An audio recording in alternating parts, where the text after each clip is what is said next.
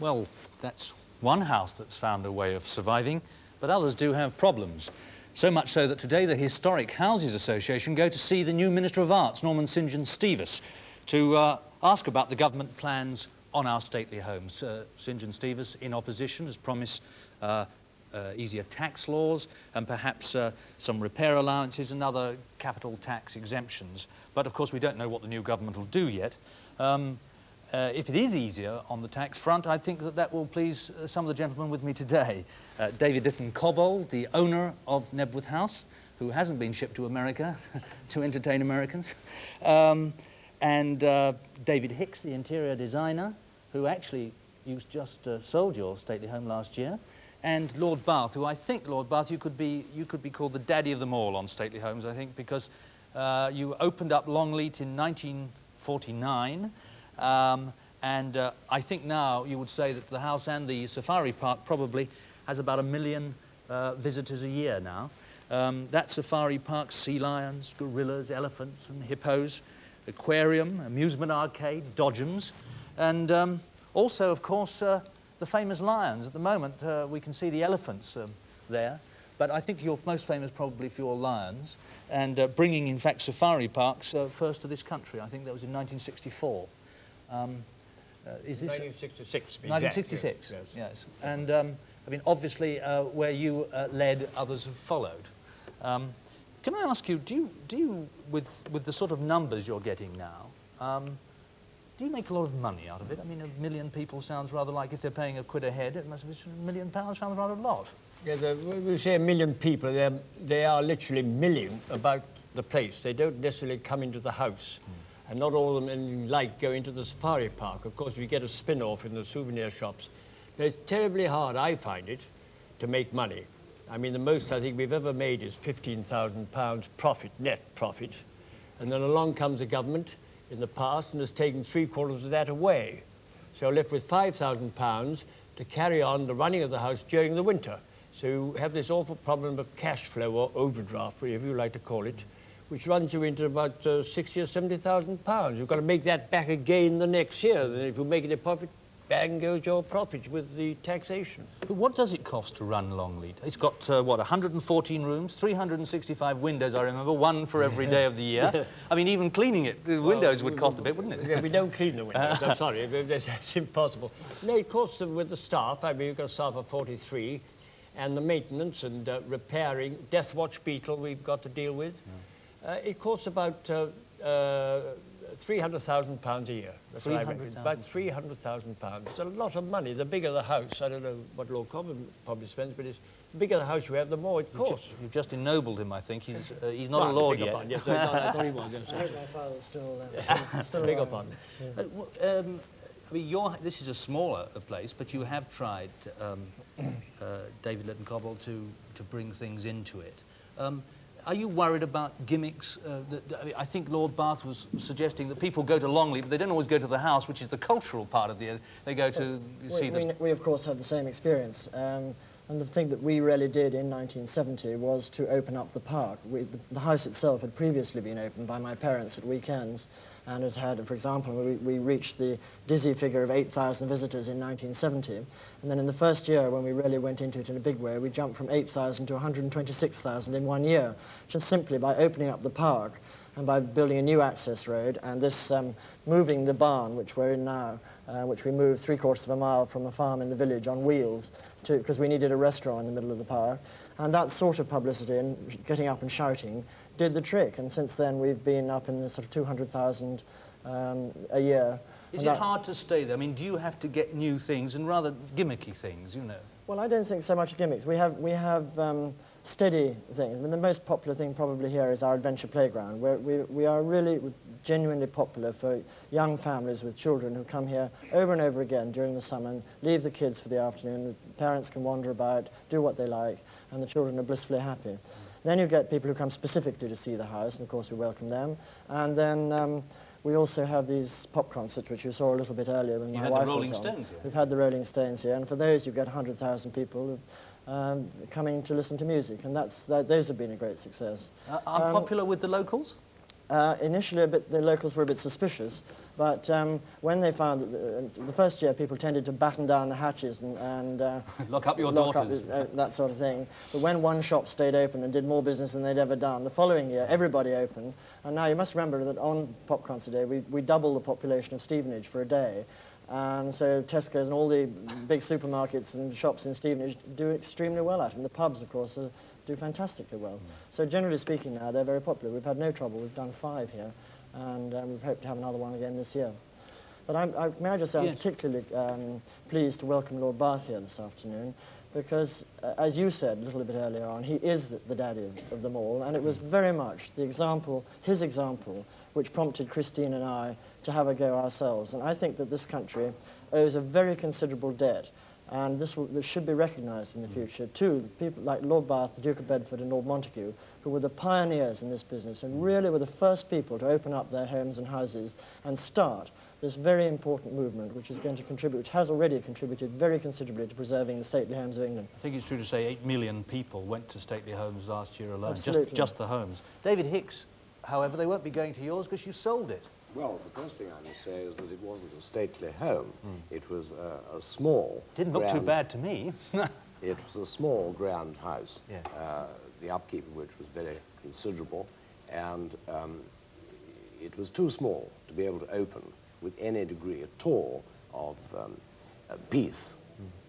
You mean you couldn't have opened it and kept your own part sort of away from No, the it was too small. Unlike my wife's home, Broadlands, which was opened on Saturday for the first time. Lord Mountbatten, yeah. Twice the size, enabling him to go on living in the house, which I think is terribly important, as here you've got the actual owners living in the house, and still having a considerable degree of privacy. Did you, you sold it to a Swiss corporation. Did you feel any qualms about a house like that, which you say wasn't a large house, but a lovely house and a part of the heritage?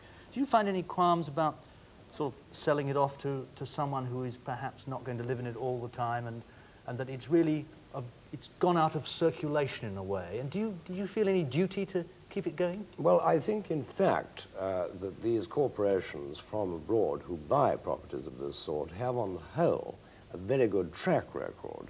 They're able, because they are well endowed, to maintain the fabric of houses of that size. And I personally think it's a very good solution. You said, I think once you were quoted as saying that in a few years Arabs will have everything and there'll be nothing left. I mean, do you feel that gloomy still about it? By saying Arabs, I really meant foreign investors. I think there's always been a tremendous amount of free exchange of ownership of buildings in this country and on the continent. But do you regret that? I mean, I think that you were also quoted as saying that in 2 generations there wouldn't be anything left to hand on. Well, what I really think is that no other English family wanted to buy it or did buy it, and therefore, rather than let it simply rot or become an institution for a training college or something for which it's not particularly suitable, I think it's much better that a corporation who can maintain the fabric own it. Was it just too costly for you to run? Yes, it was. There were you didn't think of any schemes. I mean, Lord Bath here put lions into Longleat. There was nothing that you could have done in terms of attracting people in, because you've got over 1,000 acres there, haven't you? Yes, but that's farmland. Lord Bath has got an immense park. He's got an immense stately home. And I agree with what's been said. He's set a wonderful pattern for all other stately home owners. Britwell was not at all in that league. The land immediately around the house that was not farmed was purely grazing parkland and couldn't possibly have contained a safari or a fun fair or anything of that sort. David Cobbold, I mentioned that the Historic Houses Association were going to see Norman St. John Stevens today, the Arts Minister, about these tax reliefs that may be coming, and at least he was talking about them in opposition. What would you like to see done immediately if the government acted? Well, the Historic Houses Association has played a very important part.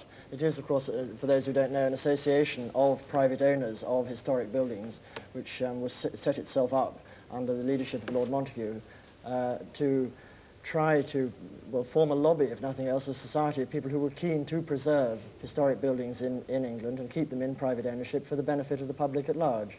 And it has had a great success in the last few years, because the initial capital legislation that the last government introduced was extremely damaging, and the Historic Houses Association made representations, and the last government did introduce quite considerable concessions for historic buildings and made. But you'd like to see more, would you? And we have been in continual dialogue with the Treasury, with the government, and with the opposition when it is now the government.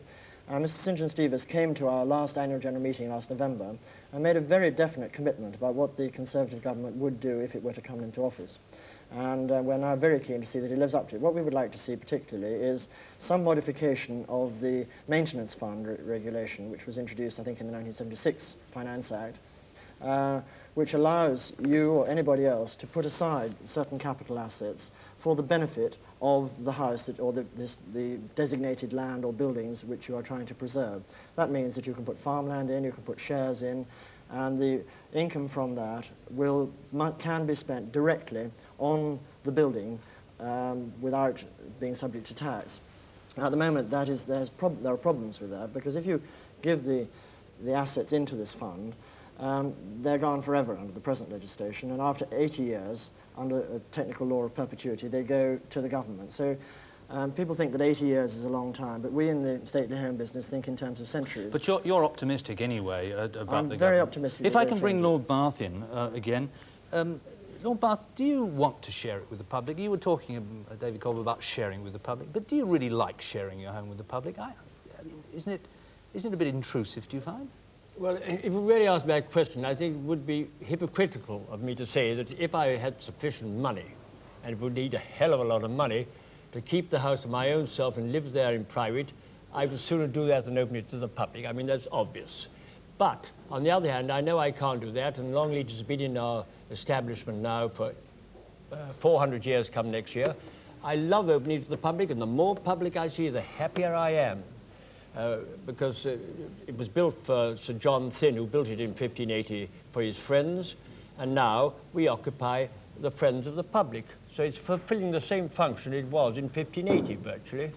I mean, after all, we try and attract as many people as we possibly can. On next Sunday, May the 27th, we're going to have what's called a teddy bear rally, which people from Australia and Canada are coming with their teddy bears. In fact, one man's getting out from Australia dressed as a teddy bear at Heathrow.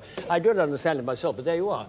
It's going to be a very, very big thing. There's Pooh Bear, Rupert Bear, and all that sort of thing, and Paddington Bear setting up an exhibition there for the whole of the summer. You don't mind... And we have to do that sort of thing to get the people there. He lives quite close to London, and so they haven't got very far to go. We have a long way away. Holiday route.